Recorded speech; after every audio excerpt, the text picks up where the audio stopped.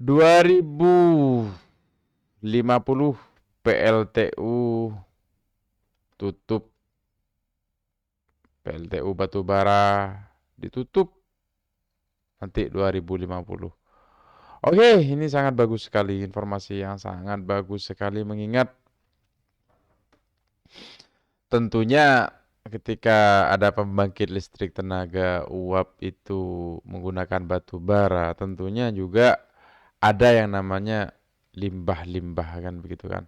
Dan itu semakin lama semakin bertumpuk, semakin lama semakin bertumpuk. Nah, itu kan pada akhirnya juga dampaknya kepada lingkungan. Nah, ini statement ini disampaikan oleh Presiden Republik Indonesia, sahabat-sahabat. Seperti apa statement lengkapnya? هل لك سر عند الله بينك أنت وبين الله. Nah, ini dia. Ini saya tadi malam baca-baca sih, cuma sempat kaget juga saya, PLTU mau ditutup semuanya. Nah, ini dia beritanya. Saya baca di CNBC.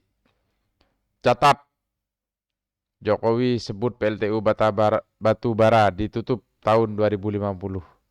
Kemarin nggak gini bunyinya kayaknya.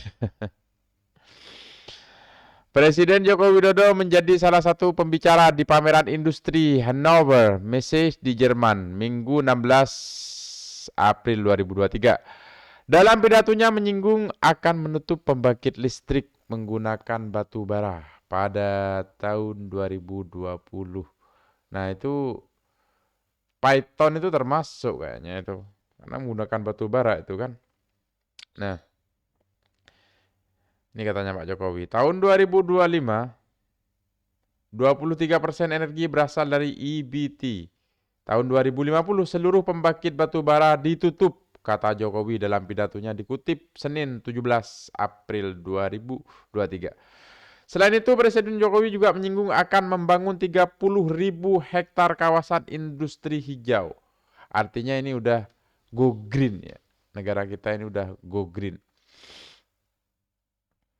Indonesia ingin memastikan bahwa transisi energi menghasilkan energi yang terjangkau. Terjangkau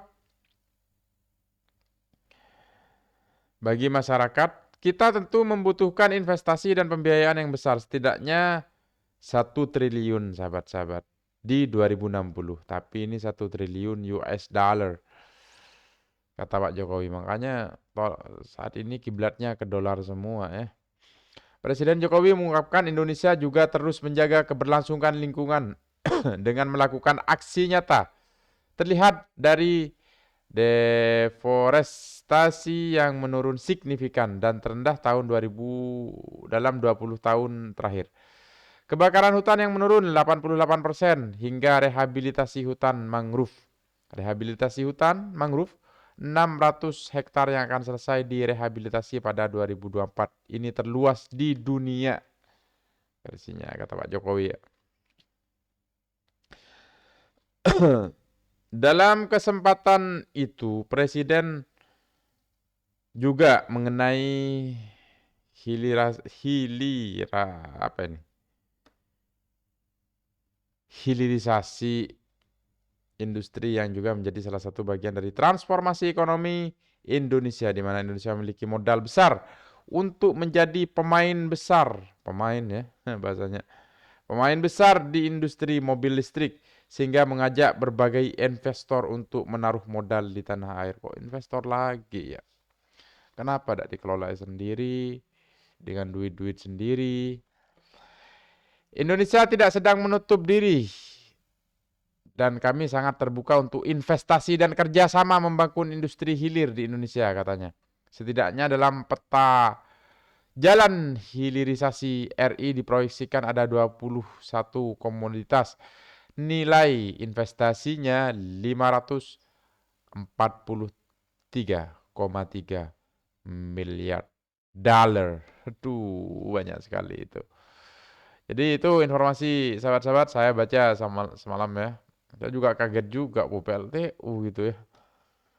PLTU mau ditutup di seluruh mana di Indonesia kan.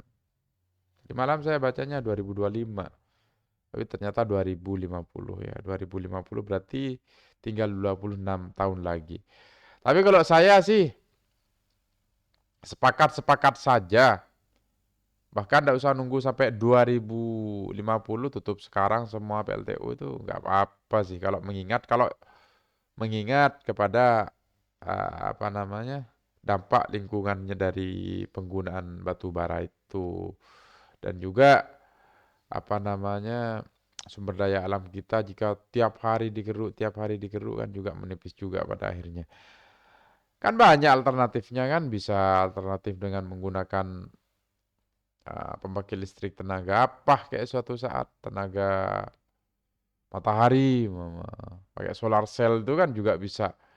Cuma ya harus tentunya masyarakat kita harus siap dan juga didukung oleh pemerintah dan difasilitasi oleh pemerintah dan juga bagaimana nanti harus ada regulasi yang mengkonversi dari penggunaan dari apa namanya dari listrik yang konvensional dengan menggunakan PLTU dan lain sebagainya itu bisa dikonversi dengan menggunakan teknologi-teknologi yang ramah lingkungan. Salah satunya solar cell itu bagus, tenaga matahari itu bagus sekali bagi saya.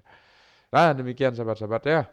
Intinya kita harus tetap doakan pemimpin-pemimpin kita, doakan penegak-penegak hukum kita, dimulai dari kepolisian, kejaksaan, dan pengadilan, penegak-penegak hukum kita, pengacara-pengacara kita, untuk senantiasa on the track dan untuk senantiasa mengedepankan dan berpijak pada nilai-nilai hukum dan juga berpijak dan mengedepankan kepentingan rakyat. Demikian aku qauli hadza wa astaghfirullah li wa lakum.